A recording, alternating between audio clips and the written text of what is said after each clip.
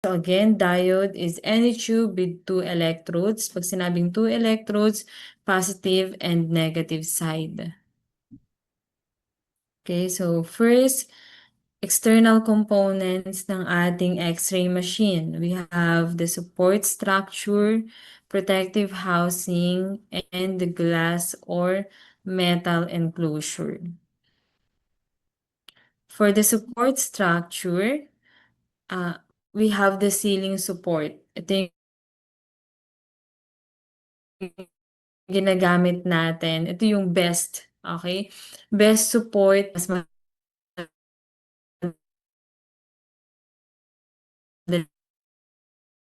itong gamitin, and link support. So it consists of two particular sets of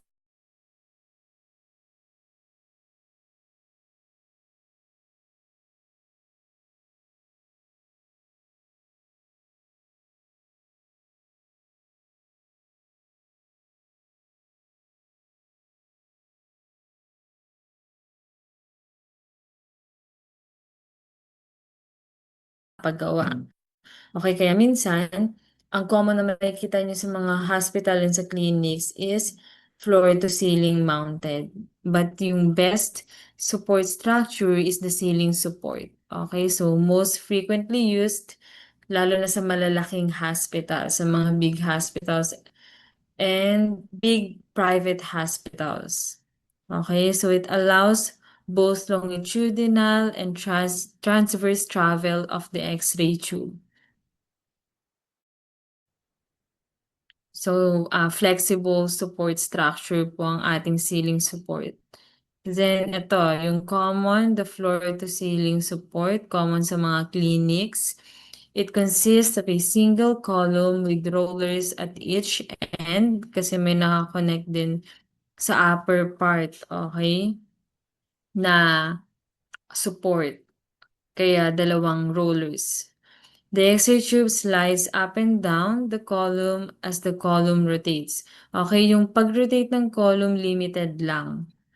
Okay, kaya hindi siya ganun best gamitin pag trauma patient kasi 'di ba pag trauma patient hindi po yung pasyente yung mag-a-adjust pag in-X-ray natin, okay?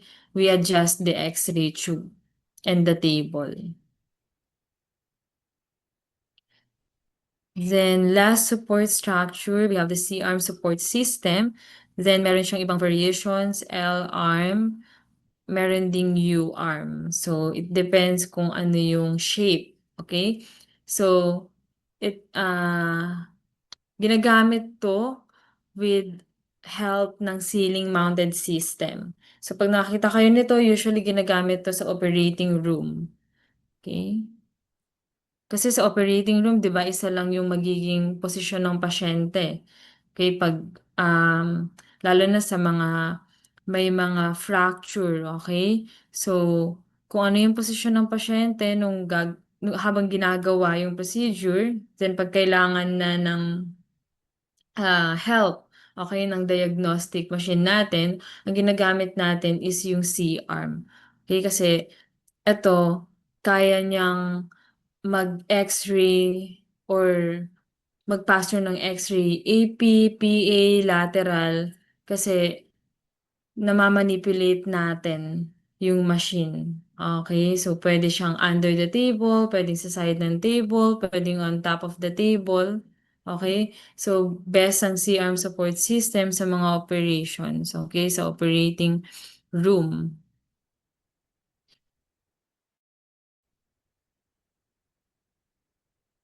So, yung ceiling mounted system na binanggit dito, ginagamit siya as fluoro. Okay, ito pong C-arm support system natin or yung X-ray tube na ganito yung itsura, pwede rin siyang gamitin as fluoro or as real-time imaging. So, it provides for very flexible X-ray tube positioning.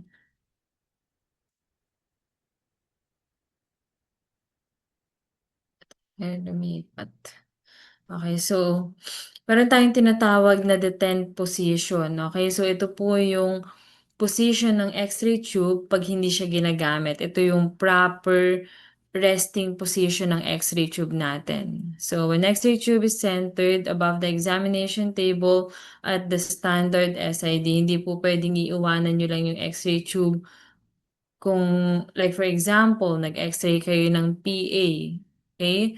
PA upright chest. Okay, then yung position ng X-ray nyo is naka-perpendicular, okay, with our floor. So, pag iniwan nyo ng nakaganon yung X-ray tube, masisira po yung X-ray tube. Kailangan ibabalik nyo siya sa detent position niya. Kailangan nasa center ng examination table. So, usually, meron po yung mark, okay, kung saan dapat siya naka-center or kung saan dapat yung resting position niya and with the standard SID. So, it depends sa machine protocol nyo or sa hospital protocol nyo. Okay? Sa hospital protocol ng papasukan nyo sa future. Okay?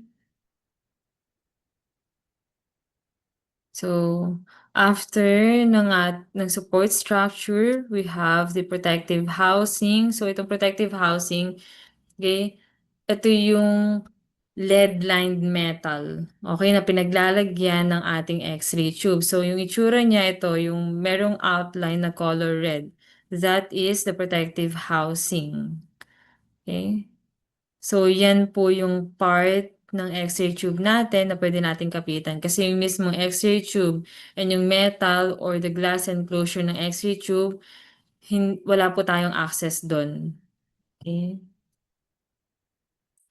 So, properly designed protective housing, tinutukoy dito, reduces level of leakage radiation to less than 100 milliroentgen per hour at 1 meter.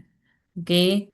So, if nag-exceed yung leakage radiation, okay, like umabot na ng more than 100, okay, it means na meron pong problem with our protective housing. So, hindi po enough yung lead na kung saan naka-enclose yung ating X-ray tube.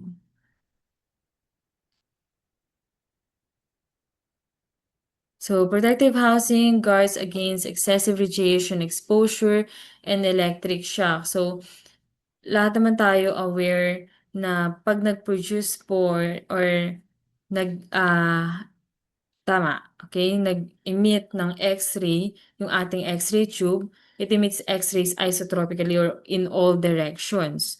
Okay, so yung mga X-rays na hindi naman sa window nag-exit, okay, dadagdag lang siya as radiation, additional radiation exposure sa mga personnel, okay, and sa ating pasyente. So, ang ginagawa, yung protective housing, inaabsorb niya yung mga radiation na hindi sa window mag-exit. Okay? But hindi lahat ng radiation or ng X-rays is ma-absorb niya kaya meron pa rin tayong leakage radiation. And yung leakage radiation na acceptable lang is kailangan less than 100 milliroentgen per hour at 1 meter. Okay? Then it also, the protective housing also guards us sa electric shock. Okay, kasi before common yan. Before kasi walang protective housing nung panahon pa ni Ro and Jen. Okay, kitang-kita nyo talaga yung X-ray tube. And because of that, sobrang taas nung excess radiation na na-absorb ng healthcare personnel and ng patient.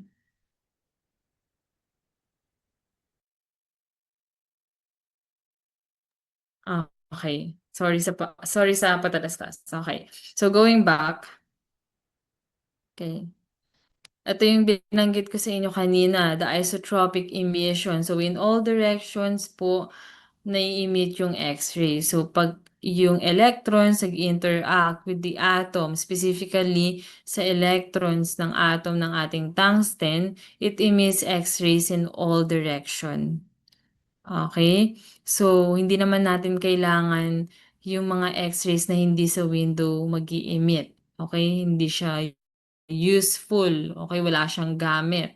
So, ang important yung protective housing para meron pong mag-a-absorb nun and um, hindi tataas yung radiation exposure ng personnel and ng patient. Okay, kasi actually ang leakage radiation hindi naman na sa patient tatama, eh, sa atin na kasi sa other direction na siya. So, it's important na malayo ka sa pasyente mo. Of course, hindi naman puwedeng mag-X-ray ka, nakatabi ka ng pasyente mo and nasa loob ka ng control console, nasa likod ka ng protective barrier natin because meron pa ring leakage radiation. Kahit na malayo ka sa patient mo or kahit hindi ka katabi ng patient mo at wala ka dun sa primary beam, still meron pong leakage radiation. That's why it is important na nasa likod ka ng protective barrier. Okay? Or nasa loob ka ng control console, hindi ka nakatambay dun sa loob ng examination room while may ine-X-ray or may special procedure. So, leakage radiation, X-rays that escape through protective housing. So, that is the leakage radiation. Okay, so iba siya sa scatter radiation. Scatter radiation, nanggagaling po yun sa pasyente nyo. Okay? So, useful beam or yung tinatawag nating primary radiation, ito po yung X-rays na nag-e-exit sa mismong window. Okay, kaya siya tinawag na useful kasi magagamit natin siya to produce a diagnostic image of the region of interest ng pasyente natin. Okay? Other term ng useful beam, primary radiation. Remnant radiation naman yung tawag pag yung X-ray nag-interact na with the patient. 'Di ba? Pag nag-interact siya sa patient, mag-e-exit siya sa patient natin, ngayon yun yung mag-i-interact with the image receptor. Yung mag-e-exit sa patient, ang tawag dun ay remnant radiation. Hmm.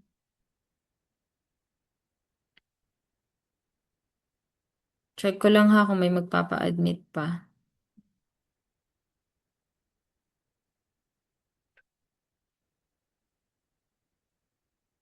Okay. So, meron pong three functions ang ating protective housing, okay? It acts as an insulator, thermal cushion, and mechanical support for our X-ray tube. As an insulator against electric shock. Okay, kasi pag yung mismong X-ray tube yung kinapitan mo, common to before, nakokuryente po yung mga um, healthcare personnel. Okay? So, before pa yan, panahon pa ni na Raw and Jen. Okay? So, to prevent that, kaya po nagkaroon ng protective housing. Then, thermal cushion to dissipate heat. Okay, kasi ang atin pong X-ray tube ay nakasubmerge sa oil. So, within the protective housing, meron po yung oil. Then, yung oil po, it acts as thermal cushion also. So, it dissipate heat papunta po doon sa ating protective housing. Okay, but not to the point na mapapasok kapag kinapitan mo yung ating protective housing. But yes, umiin po yun. Okay, then mechanical support for the tube and protect it from damage caused by rough handling. So, kailangan po ingatan yung X-ray tube kasi sensitive yung mismong X-ray tube. The glass or metal enclosure and yung mga ah, parts na nasa loob like the cathode and the anode. Okay. So ito part na ng ating um, X-ray tube. Okay. So yung window. So a thin section of a glass or metal envelope through which useful beam emerges. So kung makikita nyo, wait lang, may malaki Yung picture 'to, eh. So, ayan po yung window, okey? Kung saan nag-e-exit yung ating primary or yung useful beam. Nakita ba yung drawing, yung color red na circle? Nakikita po ba? Okey, thank you so much sa mga sumagot.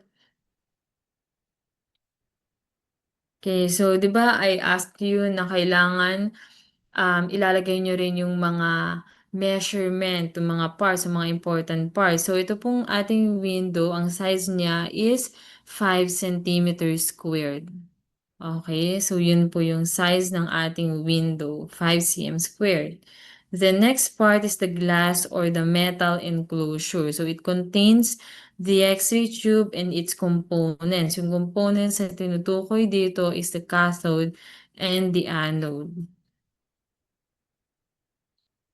First, yung glass enclosure. Glass enclosure is made of Pyrex glass. Paki-take note po, Pyrex, gawa po sa Pyrex glass. So, itong klase ng glass na 'to, kaya niya pong mag-withstand ng tremendous or high heat na nage-generate ng ating X-ray tube. Kasi nga 'di ba, ang ating X-ray tube, napo-produce niya is 99% heat, 1% lang po yung X-ray. So, kailangan yung mga parts ng ating X-ray tube is hindi matutunaw because of heat. And this Pyrex glass, ginagamit din siya sa mga cookware. Okay, yung mga pwede mong gamitin like kaya niya yung sa direct heat. Okay? So disadvantage ng glass enclosure, more likely to fail kasi nga it is a glass. Mas matibay pa rin ang metal. Dalawang klase guys. We have the glass or metal enclosure. The glass enclosure is more likely to fail and mas maiksi yung tube life ng glass enclosure. But the glass enclosure ay mas common. Okay? Kasi mas onti yung naa-absorb niya na X-ray. Still meron pa rin kasi itong naa-absorb na X-ray kasi nga 'di ba, ang glass enclosure or yung mismong window is an inherent filter ng X-ray natin. Inherent filter po ng X-ray tube natin ang glass enclosure or yung window mismo. So, ang inherent filter natin, ang katumbas niya is 1 millimeter aluminum, okay? Then the metal enclosure, so it maintain constant electric potential between the electrons of the tube current and the enclosure. So it is this enclosure is best para po maiwasan natin yung mga off-focus X-ray. Okay, yung pag sinabing off-focus X-ray, hindi po na-produce yung X-ray sa mismong, anode target natin. Kasi it is important na sa anode target mapo-produce yung X-ray. So, may mga electrons kasi na 'pag nag-travel from cathode to anode, nagfa-fly off sila doon sa, right direction. So 'pag hindi sila sa tamang direksyon nag-travel, ang mangyayari mapupunta sila sa ibang part ng anode and dun po makakapag-produce ng X-ray. And that X-ray is a off-focus radiation. So this metal enclosure prevents off-focus radiation. Okay? Kasi it maintains constant electric potential, specifically negatively charged. 'Di ba, yung electrons natin ay negatively charged. Okay? So, ang ginawa nila para po hindi ma-attract or magkaroon ng off focus or mag-fly off yung electron sa ibang part dahil nga na-attract siya sa mga positively charged part, ginawa nilang negatively charged itong metal enclosure. Okay? Para, um, tawag dito, yun, ma-prevent yung off-focus radiation and hindi attracted yung electrons dun. Okay? So, magkakaroon ng, what do you call that? negative electric potential between the two, okay, the metal enclosure and the electrons. So ang atin pong ah, focusing cap, negatively charged din siya, okay? Para po naka-focus, kaya siya tinawag na focusing cap, para po naka-focus yung electrons directly sa ating anode target. So advantages ng metal enclosure, less likely to fail, and longer tube life. Then next, internal components na tayo. For the internal components, we have the cathode and the anode. For the cathode, nandiyan po yung ating filament and yung ating focusing cap. And for the anode, nandiyan po yung ating target. Okay. So, for recitation, my first question for tonight, okay, gawa sa anong element ang ating filament and ang ating anode target? Please type sa chat box your answer, okay? Paki-type na lang sa chat box yung sagot. Gawa po sa anong element ang ating filament and ang ating anode target?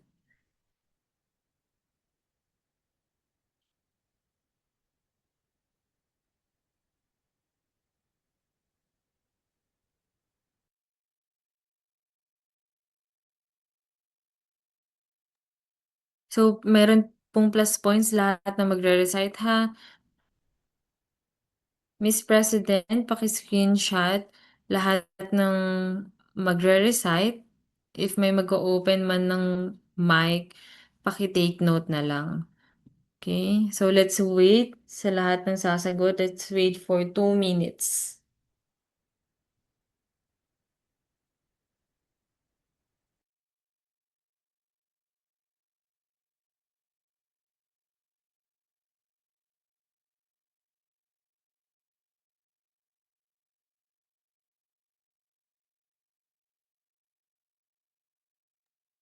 Okay. So, yung material po na ginagamit for our filament and for our anode target is tungsten. Okay, so my next question is, ano pong atomic number ng tungsten? What is the atomic number of the tungsten?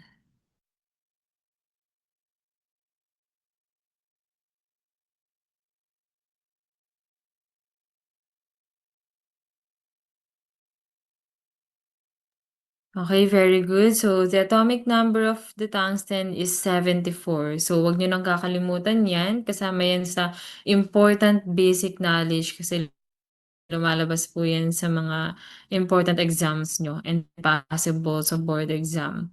So, the atomic number of the tungsten is 74. Okay, so first, the cathode, okay? Yung cathode side, which is negatively charged, okay? Why? Kasi dyan po napoproduce yung ating electrons. And electrons is negatively charged. So, the negative side of the X-ray tube is the cathode. Two primary parts niya, yung ating pong filament and yung ating focusing cap. The filament is a coil of wire that emits electrons when it is heated or yung tinatawag nating thermionic emission. So, we apply filament current, okay, para po mag-heat yung ating filament wire or the coil of wire. Then, pag nag-heat siya na-reach niya na yung temperature na kailangan para mag-boil off yung electrons, yun po yung thermionic emission, magkakaroon po tayo ngayon ng cloud of electrons. And that cloud of electrons, pag nag-apply po tayo ng electric potential, which is yung voltage, saka lang po magmo-move yung electrons from cathode to anode na tinatawag nating X-ray tube current or tube current. Okay?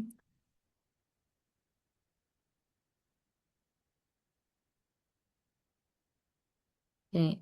So, gawa ba saan yung ating filament? So, ang ating pong filament ay gawa po sa thoriated tungsten. So, meaning meron pong additional na 1 to 2% thorium. Kaya po siya tinawag na thoriated tungsten. So, bakit po nag-a-add ng thorium? So, it enhances the efficiency of the thermionic emission and it prolongs tube life. Okay, kasi mabilis pong masira 'tong filament kasi sobrang liit niya lang and sobrang nipis. So, 'pag nag-add ka ng high heat or naglagay ka ng high heat by filament current, ang nangyayari yung iba natutunaw, okay, yung filament napipigtas, okay?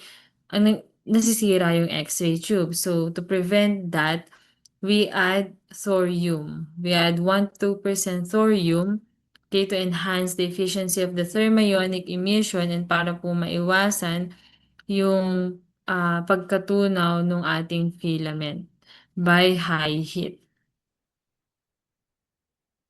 So again, tungsten, made of tungsten. The atomic number of tungsten is 74 and ang melting point po ng tungsten ay 3,410 degrees Celsius. Paki-take note po na ang melting point ng tungsten ay 3,410 degrees Celsius.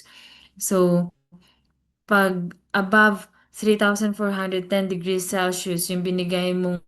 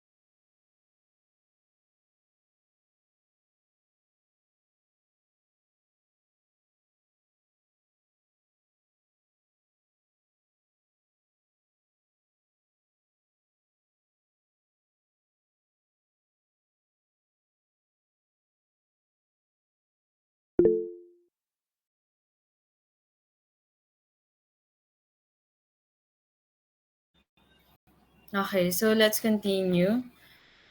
So, bakit ba tungsten yung napiling element for our filament? Okay, first, dahil sa melting point nito. Okay, so it prevents, okay, na matunaw yung ating filament. Okay, kasi ang taas ng kanyang melting point. Meron siyang melting point at 3,410 degrees Celsius, and it provides higher thermionic emission. Kasi nga, pwedeng magbigay up to 3,409 degrees Celsius na heat. And because of heat, kaya po nangyayari yung thermionic emission or yung pag-boil off ng electrons from our filament. Okay, from our filament atom. And that electrons, yun po yung gagamitin natin, okay, para po makapag-produce ng X-rays. Okay? By giving that electron an energy X-ray. Okay, then yung atin pong tungsten filament, because po sa high melting point nito, it does not vaporize easily. But meron pa rin pong mga filament na nagve-vaporize. Okay? Lalo na pag mali yung paggamit. Like for example, nag-X-ray ka using cold anode. Okay? Kasi 'di ba wino-warm up natin yung mga machine natin. Yun po yung reason kung bakit tayo nagwo-warm up ng mga machine. Okay? Pag hindi po na warm up ng maayos yung machine, ang nangyayari, okay, nagagamit natin yung X-ray tube natin ng malamig siya. Okay, 'di ba pag nag-introduce ka ng high heat sa sobrang lamig na gamit, ang nangyayari nagka-crack. So, ganun po yung nangyayari sa ating filament, okay? Nagve-vaporize naman yung ating filament pag ginamit nyo ng sobrang lamig. Okay, and meron po mga ibang material na pag in-expose nyo sa high heat, nagve-vaporize. Okay? So, pag nag-vaporize, nagkukos po ng tinatawag nating arcing or arcing and can lead to tube failure. So, ito pong yung na-vaporize na filament or yung tungsten filament, ang nangyayari, nagkikling sa ating window. Okay? Pag nagkling sa window, usually ang itsura ng mga X-ray tube na nasira because of vaporization of the filament, ang itsura niya, yung glass enclosure is color black. Okay? Kasi nagkling doon yung ating tungsten. Yung na-vaporize na tungsten filament nagko-cause para ma-absorb niya rin yung X-ray. So, bumababa po yung performance capacity ng ating X-ray tube. Bumababa yung nababawasan yung X-ray na dapat enough para sa specific procedure. Ang nangyayari, mag-i-increase tayo ng technical factors to compensate because of the vaporization of tungsten filament.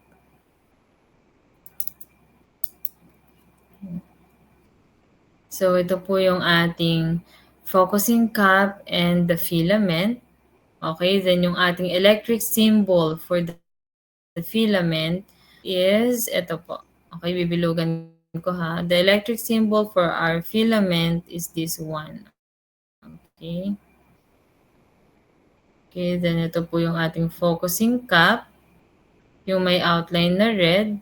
And nasa loob yung ating small and large filament na ginagamit for small and large focal spot. Okay, so please take note that tungsten vaporization with the position on the inside of the glass enclosure, ang color niyan is color black, is the most common cause of tube failure.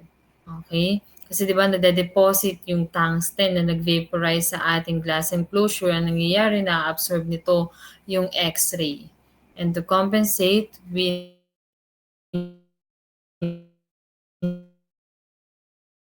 more tube failure. The X-ray tube current is adjusted by controlling the filament current. So when you increase the filament current, the X-ray tube current will also increase. Okay, next part of our cathode side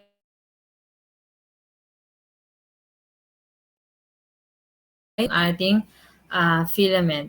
So it is a metal shroud that surrounds the filament. So it serves as a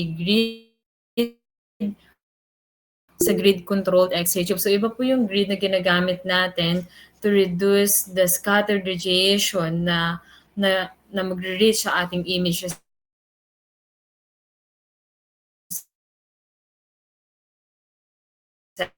receptor. This madalas sa mga dental X-rays. Okay. The electron sa ating anode target. Okay, kung pansin nyo dyan, pag wala pong focusing cap and hindi electrically charged yung ating focusing cap, interact sa ibang part ng anode na hindi naman yung ating anode target. Okay, important kasi na sa anode target makapag-produce ng X-ray. Okay, para mag-exit talaga siya sa window. Okay, for a while.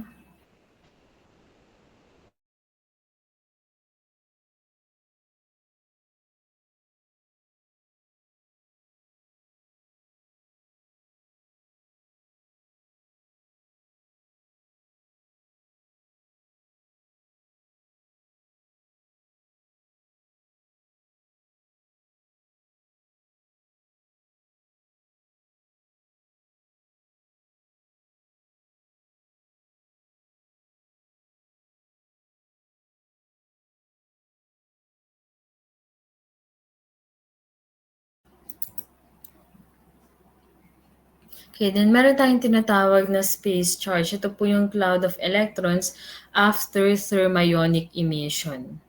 Okay? So, nagkakaroon po tayo ng space charge effect. So, dahil nga po, ang electrons, dami or kumpol-kumpol na electrons doon sa mismong filament natin. So, pag continuous yung pag-produce ng electrons, ang nangyayari, nagiging difficult na for the filament to produce another electron kasi nagkakaroon na po tayo ng electrostatic repulsion. Okay? Hindi na nahahayaan na makapag-produce pa ng electrons dahil nagre-repel na, okay? Nagre-repel na yung electrons to nagkakaroon ng repulsion between electrons. So, because of that repulsion, okay, yung papalabas pa lang na electrons napu-push back. Nababalik siya doon sa kanyang electron cloud, okay? So, nagiging difficult na for the tungsten filament to produce additional electrons. Okay? So that is the space charge effect. Okay? And that space charge effect, yun po yung reason. Okay? So filament current that has risen to its maximum value because all available electrons have been used. So dahil limited lang yung electrons na napoproduce, limited lang din yung electrons na pwede nating gamitin para makapag-produce ng X-rays continuously using yung general X-ray machine natin. Kasi iba yung ginagamit natin for the fluoro or the real-time imaging. Sa mga ganong klase ng machine, okay, prevented na tong saturation current. Pero sa mga general nagagamit for real-time or continuous emission of X-ray because of the saturation current. Okay? So, saturation current, it limits the emission of the electrons because of the space charge effect. So, nasa part na tayo ng anode. Okay, the anode, meron po siyang focal spot. Okay? Doon po napoproduce yung ating X-ray. Doon po tumatama yung ating electrons. Okay? So, region of the anode target in which electrons interact to produce X-rays. So, ito po yung actual source or actual X-ray source natin. So, madalas lumabas to sa exam. So, nasan daw yung actual X-ray source? Ang tama pong sagot ay focal spot. Okay, so sizes ng focus spot natin, we have small and large focus spot. For the small focus spot, 0.1 to 1 millimeter. For our large focus spot, ang size po ay 0.3 to 2 millimeter. Then yung shape nito, we have circular, yung common, then double banana for two focus spot for the small and large. Okay, usually ginagamit to sa mga rotational X-ray tube. Pag po stationary, ginagamit natin is the circular. Okay, but the circular can also be used sa ating rotational. Okay, double banana is for pag pwede siya or merong two sizes of the focal spot. Okay, the small focus spot, tuwing kailan ba natin pinipili yung small focus spot? Yung mga previous kasi or yung mga conventional X-ray machine, we can choose between small and large focus spot. Yung mga makabagong machine na like the digital, automatic nag-a-adjust siya depende sa size ng body part and sa KVP na in-input mo. Kasi before, dahil nga gusto natin ng mataas na contrast, specifically the spatial resolution, ang ginagawa natin kahit nung mga sinaunang RadTech, okay, mga nakaabot sa mga conventional X-ray machine, ang ginagawa nila, pinipili nila yung small focus spot kahit na large body part yung X-ray or kahit na nag-input sila ng mataas na KVP. Ang nangyayari, okay, nagkakaroon po ng crack doon sa ating anode. Okay, nasisira yung X-ray tube because of that, nagkakaroon po ng focal spot blooming. Ang focal spot blooming po, nakakita na ba kayo ng metal na in-expose mo sa high heat? Ang nangyayari, nag-e-expand yung metal. So, nonsense ngayon yung small focal spot kasi mag-e-expand din siya because of the high heat na hindi naman niya kayang itolerate.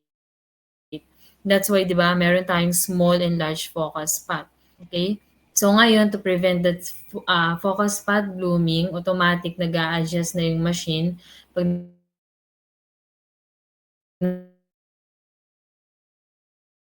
nag-input ka ng mataas na KV, kanyang thickness, automatic nag-a-adjust siya into large focal spot. So, ang small focal spot po, pag kailangan mo ng better spatial resolution. So, pag small focal spot yung ginamit, automatic small filament yung gagana. So, limiting factor po ng small focal spot, the heating of the target is concentrated onto smaller area. So, before, nagko-costo para mag-crack yung ating automatic, meron lang pong limit yung temperature or kung gaano makadami yung magbo-bombard na X-ray doon sa ating focal spot. Then the large focal spot ginagamit sa large body parts and associated with the large filament. So the anode is the positive side of the X-ray tube. So it conducts electricity, radiates heat, and contains the target. So we have the two types of the anode, the stationary and the rotating anode. So meron akong question. Okay, so sabi ko sa inyo, para makapag-produce ng X-ray, kailangan natin ng moving electrons with enough energy to ionize the electron of the atom nung tungsten anode natin, the target. Okay? So, when you apply filament current, okay, magkukos yun para magkaroon po tayo ng thermionic emission because of the high heat na ibibigay dun sa ating filament, magko-cause para mag-boil off yung electron, and that is the thermionic emission. Yung na-boil off na electron, magpaproduce ng space charge. Okay, then when you input electric potential or voltage, yun po yung magiging energy ng electrons natin para makapag-move from cathode to anode. And that energy, yun din po yung gagamitin to ionize yung inner electrons ng ating tungsten atom sa anode. Okay? And pag na-ionize, saka po makakapag-produce ng X-ray. Okay? My question is, after pong makapag-produce ng X-ray ng electrons na nag-move from cathode to anode, saan na ngayon mapupunta yung mga electrons? 'Di ba? We produce electrons sa cathode side. Then, makakapag-produce tayo ng X-ray dun sa may anode side sa atin pong anode target. Yung electrons na nagamit to produce X-ray, saan po mapupunta? Okay, you can type your answer sa ating chat box. So, i-check ko after 5 minutes. Okay, please type your answer sa chat box. I-check ko after 5 minutes. So again, my question is, saan mapupunta yung electrons after pong mag-produce ng X-ray? After magamit to produce an X-ray, saan mapupunta yung electrons?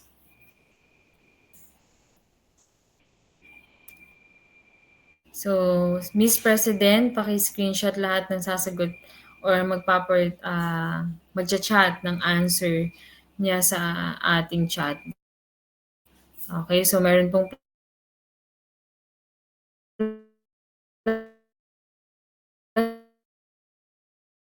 station. So, paki-chat sa chat box yung answer nyo. Okay, so maghihintay ako 5 minutes.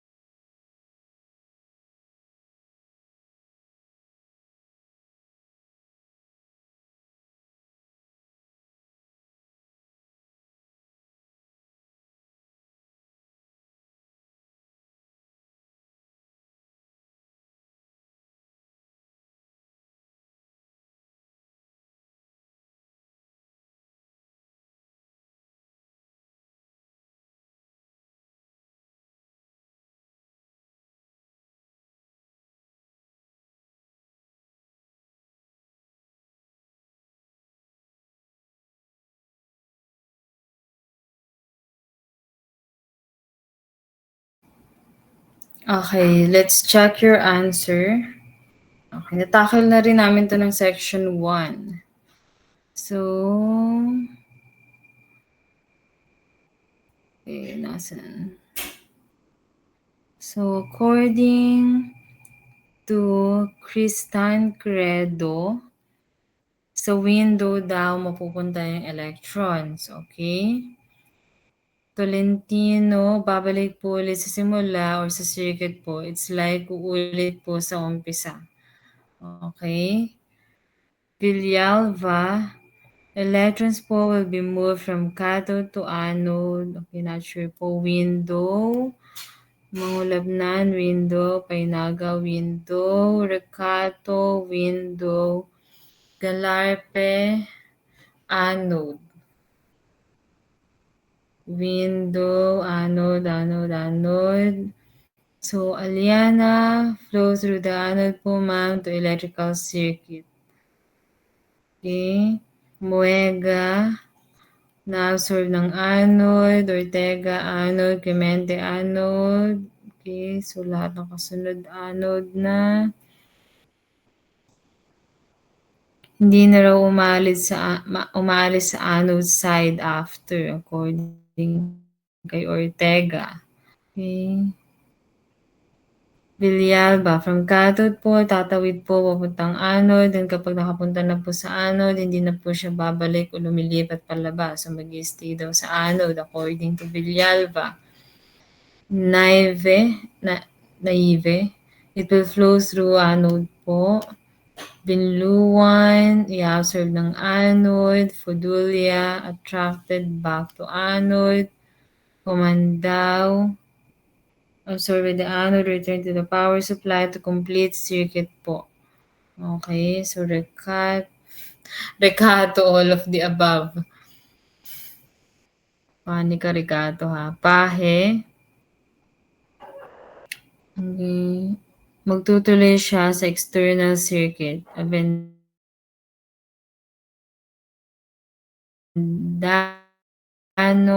spot direct the electrons precisely to the anode to reduce causing space charge. Okay, guys. Okay, so Miss President, paki-screenshot lahat ng sumagot and lahat ng answer nila. Paki-compile and paki-send sa GC mamaya. Okay? So, lahat po ng tama ang sagot.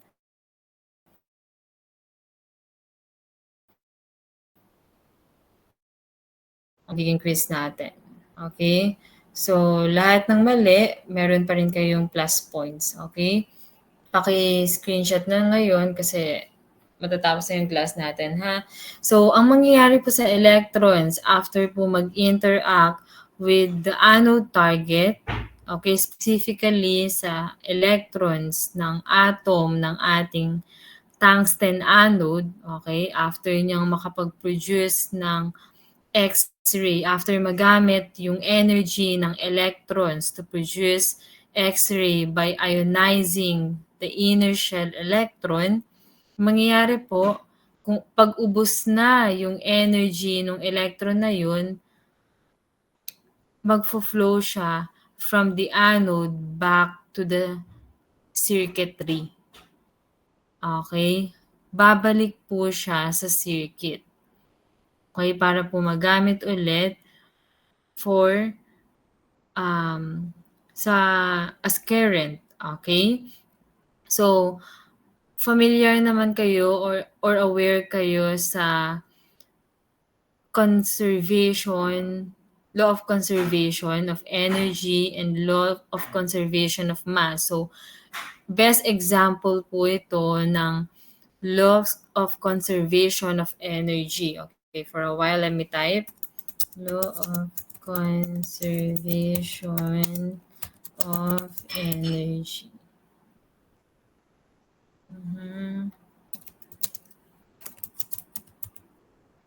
Law of conservation of energy and law of conservation of mass. So this one is best example of law of conservation of energy. So what is law of conservation of energy? Paki-type yung answer sa chat box. Paki-type po yung answer sa chat box. What is the law of conservation of energy? So, lahat po ng sumagot, nababalik sa circuitry yung electrons, okay? So, after po magamit yung energy ng electrons to ionize the initial electrons of the atom of our tungsten anode target, okay? Babalik po siya ulit sa circuitry. So, pakitype po yung law of conservation of energy. So, ano pong meaning nun?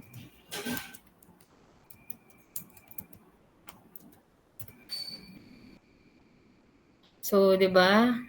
Let me see kung meron nang sumagot. So, Villalva, so energy can neither be created or destroyed. So it can only be transformed from one type of energy to another type of energy. Like this, best example. Okay? Electricity to electromagnetic energy. Okay? Then, after that, okay, that electron, hindi po siya mawawala. Okay? Kasi sa section A, may mga sumagot, naging X-ray, or na-absorb ng anode, and that's it. Wala nang mangyayari ulit sa kanya, ma-absorb na siya ng anode. Okay, magagamit po ulit siya sa circuitry, or pwede din po na yung electrons na wala ng enough energy ay ma-absorb ng isang atom na kulang sa electrons. Okay? So it's either babalik siya sa circuitry or kukunin siya ng isang atom na kulang ng electrons. Kasi 'di ba, yung ating anode ay made of tungsten, and the tungsten meron po siyang atom. And yung atom ng tungsten may specific number of electrons para masabi na siya ay neutral atom. Okay? Pag kulang po ng electrons ang isang atom, okay, hindi pwede yun. Okay? Kailangan maging neutral yung atom na yun by removing or adding electron. Okay, so it's either babalik po siya sa circuitry or kukunin siya ng atom, yung electron na yun, na wala ng energy to travel, kukunin siya ng atom para maging neutral yung isang atom. If yung atom na yun if kulang sa electron. Okay? Naintindihan naman po? Naintindihan? Okay. Thank you so much, Villalva. Okay, so we have two types of anode, stationary anode and rotating anode. So the stationary anode, common na ginagamit to sa dental x-ray and portable x-ray imaging system. So it is used when high tube current and power are not required. So sa mga hindi gumagamit ng ganun katataas na technical factors. So, kung mapapansin nyo dyan, made of copper. Okay, yung paligid. Then, yung tungsten, naka-embed po.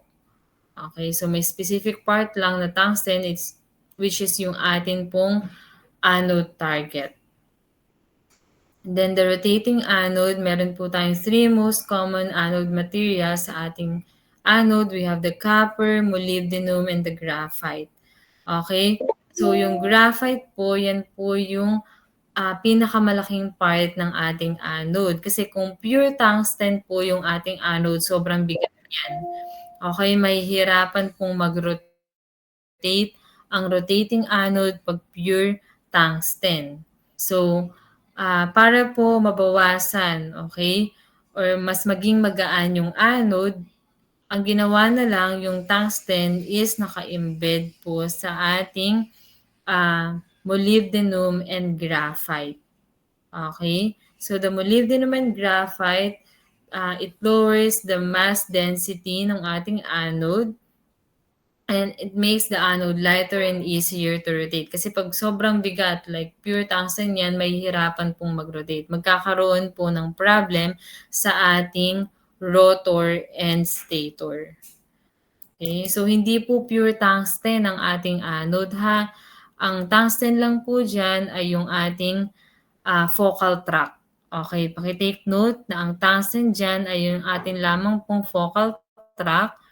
Okay, yung tungsten or the focal tract is embedded sa ating pong molybdenum and graphite. So, please take note that the anode is the positive side of the X-ray tube and it conducts electricity and radiates heat and it contains the target.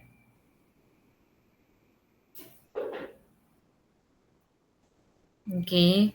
So, stationary anode used when high tube current and power na ulit lang. So, this one ginagamit again sa dental X-ray imaging system and portable X-ray imaging pag hindi po kailangan ng mataas na technical factors. Okay? Pag sobrang taas na ng technical factors, ginagamit to sa mga special procedures o yung mga malalaking body part na or heavy na yung number ng patient. So, ginagamit natin for that specific procedures and number of patients and specific technical factors na matataas ay yung atin pong rotating anode. Okay, so ito po yung ito yung itsura ng stationary anode, then ito naman po yung itsura ng rotating anode. Okay? So, meron bang question? Meron question? If you have question, paki-type po sa chat box. Yung PPT natin, isa-send ko sa GC. Okay? Lahat ng gagamitin kong PPT after the discussion, isa-send ko sa GC. Then, magkakaroon po tayo ng quiz on Wednesday and activity. Then, review. Okay? So, magre-review po tayo ng mga na-tackle natin, then continuation po ng ating lecture. Okay? So, if you have question, paki-type na sa ating chat box. Then, Miss President, paki-send sa akin yung list ng lahat ng nag-recite, lahat ng umattend. Okay? So, yung answer din nila, kailangan ko yung answer nila sa mga naging question ko. So, if ilang items po quiz. So, iba-iba eh. Depende. Okay? So, sa ngayon, yung nagagawa ko pa lang na quiz nyo or yung meron pa lang ako na quiz nyo is 30-item quiz. Okay? So, possible umabot pa yun ng 50 item. Okay? Misidentification po ba? So, meron pong identification, may multiple choice, and meron din pong enumeration. Again, identification, multiple choice, and enumeration. Don't worry guys, every time na nagre-recite kayo, nag-accumulate kayo ng plus points. And that plus points, pwede nyo pong magamit. Like for example, bumagsak kayo sa isang quiz. Okay, pwede nyo po siyang magamit as additional points para po maipasa yung quiz. So, ayun, kaya iniengganyo ko kayo na mag-recite. Okay, and na mag-advance study para meron kayong sagot sa mga question ko every time na may question ako sa lectures natin. Okay? So, ano pang question? So, see you on Wednesday, guys. For exemption po sa question 3 kanina, same exam po ba siya sa exempted last week? Yes. Okay? So, pag dalawa na yung exemption mo, di kasi accumulate, hindi ko kasi like for example, 2 beses ka na exempt kasi hindi pa naman nakakapag-quiz. Okay? Isa pa rin yung magagamit mo unlike dun sa mga plus points. Kaya if exempted ka na, give chance to other class or other people or other students. Okay? So, dun sa mga exempted na, ma'am, pwede po ba magsagot kahit exempted na? Pwede naman, but yung, like for example, nasabi ko na exempted ka last meeting. Tapos yung for exemption question ngayong araw ay ikaw din nakasagot, hindi siya accumulative. Okay na pwede mo magamit yung additional exemption mo sa ibang quiz. Okay? So, para lang mabigyan ng chance yung ibang student. But you can still answer. Pwede ko naman siyang gamitin as plus points mo. Okay? Ano pang question? Yung plus points, pwede po nating ipunin, but yung exemption, pag sinabi kong exempted ka sa quiz 1, and yung question ko ngayon is for exemption din sa quiz 1, hindi mo siya pwedeng gamitin sa quiz 2. For quiz 1 lang siya. Sasabihin niyo po ba kung sino mga exempted? Yes, katulad kanina, sabi ko yung makakasagot dun sa question ko about dun sa kung anong mangyayari sa electrons ay exempted sa quiz. Okay, kaya pina-screenshot ko yung mga sagot niyo kasi kung sino yung may mga tamang sagot, exempted sa quiz.